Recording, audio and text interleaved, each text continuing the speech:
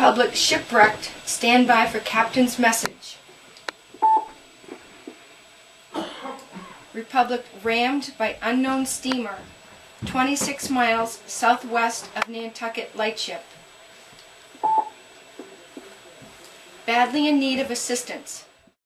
On January 23, 1909, the British luxury liner Republic collided with the Italian cargo ship Florida in the icy waters off Nantucket, putting thousands of lives in peril. The Republic's wireless operator, Jack Binns, sent a distress message by Morse code back to the mainland. It was the first wireless distress call from a vessel in history.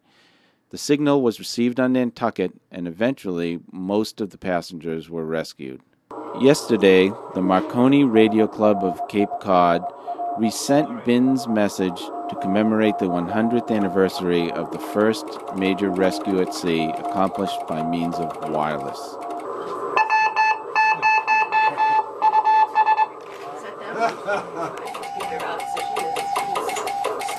GB 100 MKC, GB 100 MKC, GB 100 MKC.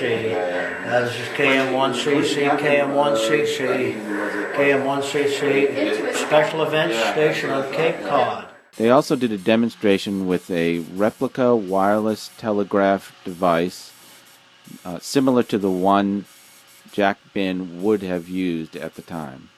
On Saturday, January 24th at 1 p.m. at the Cape Cod National Seashore's Salt Pond Visitor Center, Jack Bin's eldest grandchild, Dr. Virginia Lovelace, will present a free one-hour program on ship-to-shore communication in 1909, her grandfather, and the surprising connection between the 1909 wreck and the sinking of the Titanic 3 years later.